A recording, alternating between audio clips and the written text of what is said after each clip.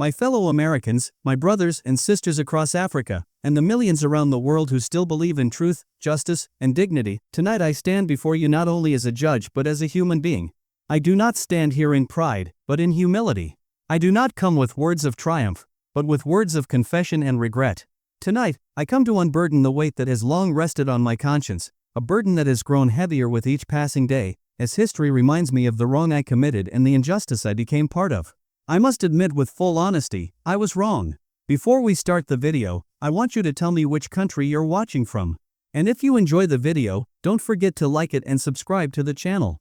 I delivered a judgment that wounded the dignity of Burkina Faso, that undermined the resolve of President Ibrahim Traoré, and that scarred the continent of Africa once more. I thought I was upholding justice, but in truth, I had become a servant of a flawed system. I believed I was defending the rule of law, but instead I was defending the residue of domination. To the world, the $600 million lawsuit appeared to be about numbers, contracts, and legal clauses. But in reality, it was far more than that. It was not simply about financial matters, but about identity and respect. It was a test of sovereignty. It was a question of dignity. It was about whether a free nation could be dragged into a foreign courtroom and reduced to figures on a ledger, treated as though its independence and pride were secondary to economic demands. And in that moment, when I chose the path of rigidity, I chose wrongly.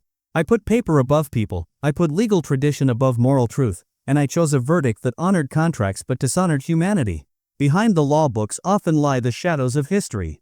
Under the name of precedent and tradition, justice has too often been suffocated.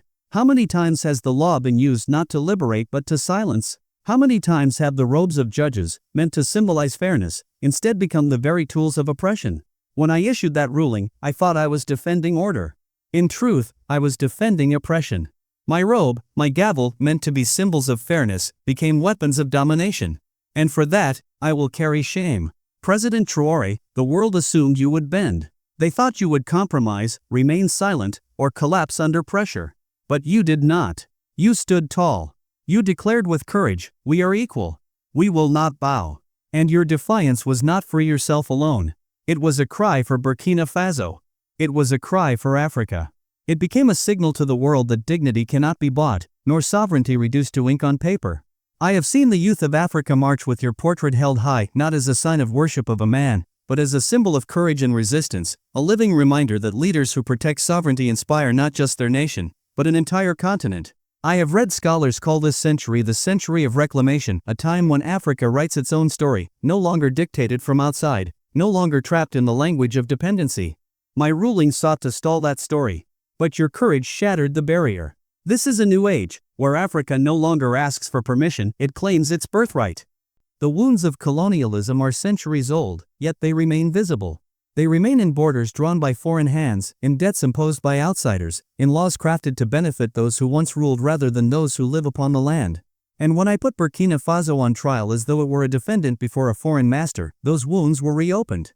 I confess with shame, I revived the shadow of the chains that should have long been broken, chains that justice itself should have shattered. Tonight, I apologize.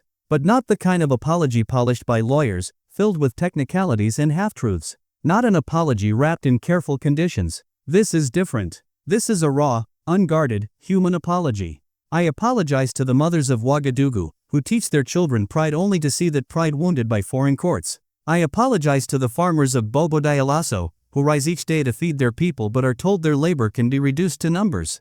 I apologize to the children across Africa who were told once again that their continent is always the accused but never the equal. Let me say this to them clearly: you are not the accused. You are equal. You are free. You are sovereign. To my fellow Americans, and to Western nations, I say this without hesitation: Africa does not need our permission to be sovereign. Sovereignty is not a gift. It is not something bestowed by courts, treaties, or foreign powers. It is not ours to give or take away. It is the natural birthright of nations. If we continue to deny this truth, it will not be Africa that collapses. It will be our own credibility that collapses, eroded by our hypocrisy and our arrogance. I vow this before you and before history: I will never again confuse legality with justice. I will never again put precedent above principle. I will never again call order fairness when it denies dignity. And wherever I see sovereignty weighed in dollars and contracts, wherever I see humanity reduced to financial disputes, I will raise my voice against it.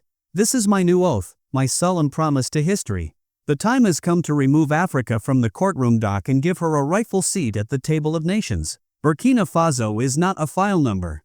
It is not a balance sheet. It is a proud people whose hearts beat with their land, whose history is carved in resilience, and whose future cannot be dictated from abroad. Africa is not a dependent. Africa is not a client. Africa is an equal partner in humanity's shared future. Tonight, I lower the robe of arrogance and bow before dignity. Let this apology not be the end, but the beginning and opening of dialogue, reform, and respect. Let it be a spark that ignites a new relationship between nations, built not on lawsuits and verdicts, but on equality and cooperation. And finally, let me say as plainly as I can, in words that are unpolished but sincere, I was wrong. I am sorry. And from this day forward, I declare to America, to Africa, and to the world, there can be no justice without respect, and there can be no dignity without equality. Thanks for watching till the end. If you enjoyed this video, please give it a thumbs up, share it with your friends, and don't forget to subscribe to the channel. See you in the next video, take care.